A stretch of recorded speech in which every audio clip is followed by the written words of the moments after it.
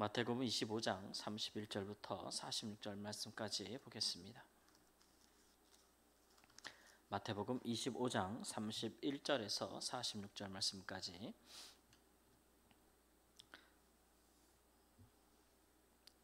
(25장 31절) 말씀.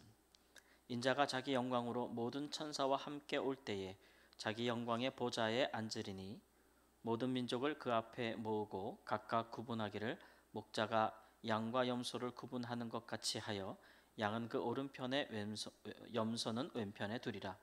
그때에 임금이 그 오른편에 있는 자들에게 이르시되 내 아버지께 복받을 자들이여 나와 창세로부터 너희를 위하여 예비된 나라를 상속받으라. 내가 줄일 때에 너희가 먹을 것을 주었고 목마를 때에 마시게 하였고 나그네 되었을 때에 영접하였고 헐벗었을 때에 옷을 입혔고 병들었을 때에 돌보았고 옥에 갇혔을 때에 와서 보았느니라. 이에 의인들이 대답하여 이르되 주여 우리가 어느 때에 주께서 줄이신 것을 보고 음식을 대접하였으며 목마르신 것을 보고 마시게 하였나이까?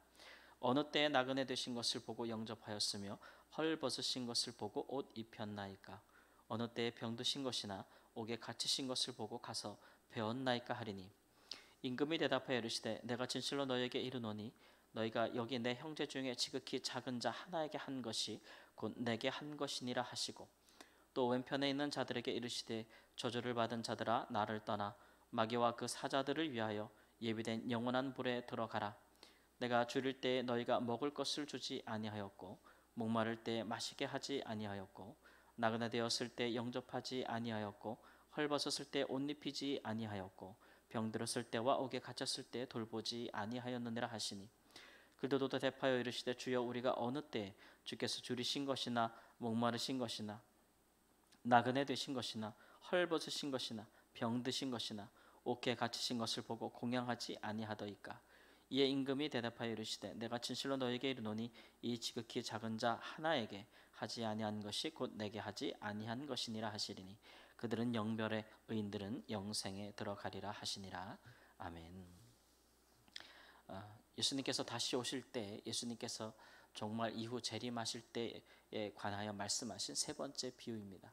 첫 번째 비유의 말씀은 이제 슬기로운 다섯 처녀, 그래서 신랑을 맞이할 등불을 준비한 기름을 준비한 슬기로운 다섯 처녀에 대해서 신랑이 언제 오실지 모르겠지만 더디 올지라도 오실 것을 예비하는 지혜로운 사람이 되어라 라는 것으로서 주님이 오실 때에 그 오실 날을 때를 알지 못하지만 우리가 하나님 앞에 늘 준비해야 된다라는 것을 강조하신 것이고, 달란트 비유의 말씀에서 언제 주인이 올지 모르지만은 그러나 왔을 때에 그가 결산할 때에 그 앞에서 착하고 충성된 종이 되어라 라고 하신 말씀, 주인이 그 종들에게 그의 소유를 맡기고 결산한 이후에는 착하고 충성된 자들에게 모든 것을 맡기실 때 그것을 받을 만한 자로 충성스러운 자가 되어라 라는 말씀인데, 오늘 이제 양과 염소의 비유에서는 그럼 충성된 것이 무엇인가? 주님 오실 때에 하나님 앞에 충성된 자로 산다는 것이 무엇인가에 대해서 예수님께서 이제 말씀하고 계십니다.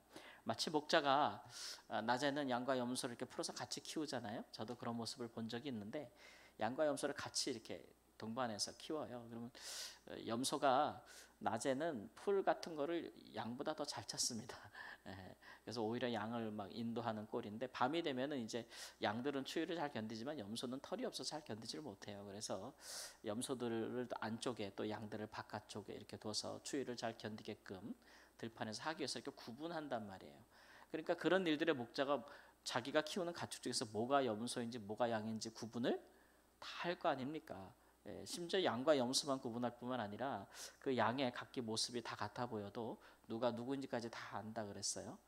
그만큼 목자들은 자기 양에 대해서 잘 알지요. 또 그런 것처럼 그 익숙한 일들을 하신다는 거예요. 목자처럼.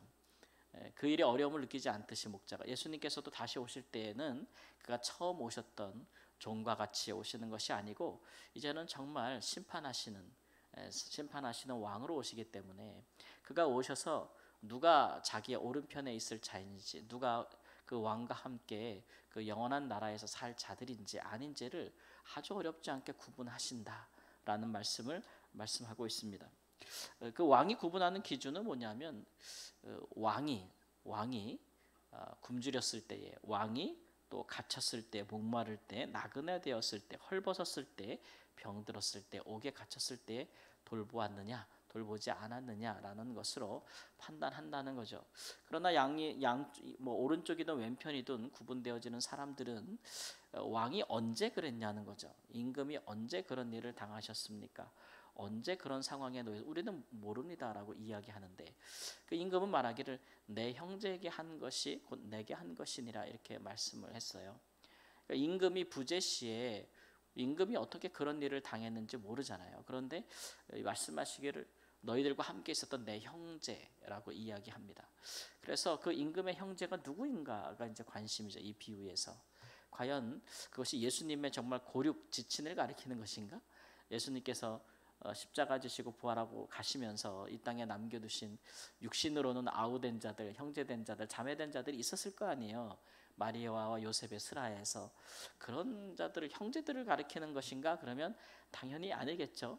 모든 민족들을 모아두고 하시는 그런 심판인데 예수님의 육신된 형제들에게 잘했느냐 못했느냐로 판단하는 건 아닌 것 같고, 또 하나는 그러면 예수님의 지금 이 말씀을 듣고 있는 제자들을 가리키는 것인가?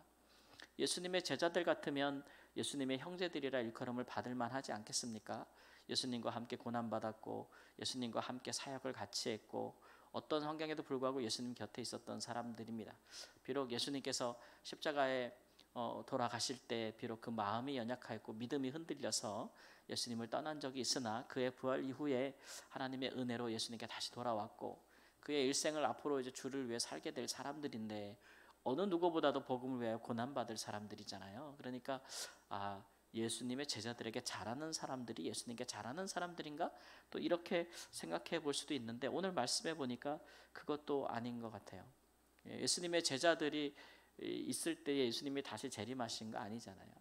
그러니까 그것도 아닌 것 같아 이런 생각이 드는데 40절 말씀에는 내 형제 중에 지극히 작은 자 하나라고 말씀하시나 45절에는 이 지극히 작은 자 하나라고도 말씀하고 있습니다. 그러니까 이 얘기는 그 임금이 다스리는 나라에 임금이 생각할 때 지극히 작은 자 하나라는 거죠. 임금이 다스리는 나라에서 그 나라에서 굶주리는 백성도 있겠고, 그렇죠? 그다음에 목마른 백성도 있었고, 거처가 없는 나그네 같은 자도 있겠고, 또 헐벗은 자도 있겠고, 병든 자도 있겠고, 억울하게 옥에 갇힌 자들도 있겠다 이런 얘기죠. 임금이 다스리는 나라에서 임금이 없을 때에, 그럴 때에 임금의 역할을 대신해 주는 사람이죠. 대신해 주는 사람. 예수님께서 이 땅에 계실 때에 이런 일을 행하셨지 않습니까? 그런 사람들, 가난한 사람들, 병든 사람들, 갇힌 자들, 또 줄인 자들에게 육체에 필요한 것을 주실 뿐만 아니라 그런 자들에게 복음을 전하시지 않으셨습니까? 그 예수님이 하셨던 일들, 그 일들을 그가 지금 없는 상태에서 이제 다시 오실 날이 남아 있는데 없는 상태에서 예수님이 하셨던 일을 행하는 그런 사람들을 오른편에 두시겠다 이런 것이죠. 예수님이 하셨던 일을 하는 사람들. 그것은 이 대상자들은 그저 그 나라의 백성이지만 이런 곤란한 중에 있는 자들을 그 왕은 내 백성이라고 여기시는 거죠. 심지어는 내 형제라 여기시는 거죠. 사실 예수님은 그 형제나 그 제자들에게 하신 것보다도 더 잘하셨어요. 그가 이 땅에 계실 때 이런 사람들을 만나면 예수님께서는 제자들이 만류해도 심지어는 그의 육신된 동생들이나 모친께서 오셔서 그만하라고 한다 할지라도 오히려 이런 사람들을 가족처럼 여기시고 형제들처럼 여기시지 않았습니까? 그 사람들이 예수님께 뭐 다시 갚아드릴 만한, 예수님께서 그들에게 베푼 것들에 대해서 다시 되갚을 만한 뭐 그런 사람들도 아니잖아요.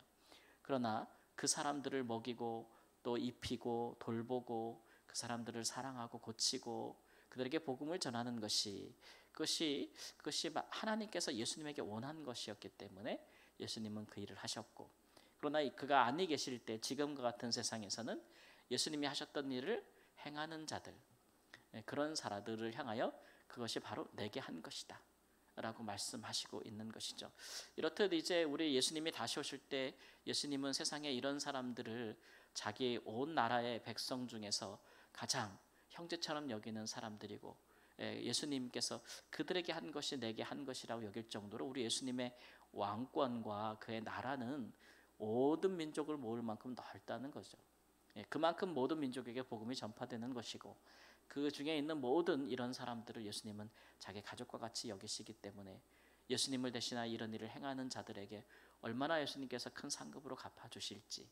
그러나 이러한 사람들을 경시하고 멸시하고 그렇게 예수님의 나라에 있는 이런 사람들을 전혀 돌보지 아니하는, 예수님이 행하셨던 일들을 본받지 아니하는, 예수님이 행하신 일들을 따르지 아니하는 자들에게는 예수님께서는 그 나라를 상속해주지 않는, 그 나라에 머물 수 없는 그런 심판을 행하신다는 것을 볼 때, 오늘 우리가 하나님 앞에서 어떠한 삶으로 주님 오실 것을 준비하고 있는지, 우리의 충성스러움을 우리 하나님께서, 예수님께서 무엇으로 판단하고 계신지를 생각하고, 오늘 우리도 우리에게 하신 말씀대로 하나님 사랑하고 정말 우리 이웃을 사랑함에 있어서 누군가가 우리의 도움을 필요로 하고 우리가 또 도울 수만 있다면 그런 일들에 대해서 서슴지 않고 예수의 형제라 여기고 그렇게 행할 수 있는 사랑이 우리 가운데 있기를 우리 주 예수님의 이름으로 축원합니다. 아멘. 주님께서 하셨던 일들을 오늘 우리에게 부탁하셨고, 제자들에게 부탁하신 그 일을 하나님 한 믿음 안에 있는 충성스러운 우리에게도 하나님 행하라고 말씀하고 계십니다. 사람을 외모로 보지 아니하고 하나님 우리가 우리 이웃을 사랑함에 있어서 예수님과 같이 행할 수 있는 그런 제자로서의 마음들을 우리에게 허락하여 주시기를 원합니다. 그 나라의 백성 중에 공공한 자를 자기 형제로 여기시는 예수님, 임금으로서의 예수님께서 다시 오실 때 부끄럽지 아니하도록 주의 마음을 품고 우리도 세상을 향하여 주의 형제된 자들, 지극히 작게 여기는 자들, 작은 자들을 향하여 우리의 사랑과 하나님 우리의 모든 것을 기쁘게 하나님 나누고 섬길 수 있도록 은혜를 베풀어 주옵소서. 존귀하신 예수님의 이름으로 기도합니다. 아멘.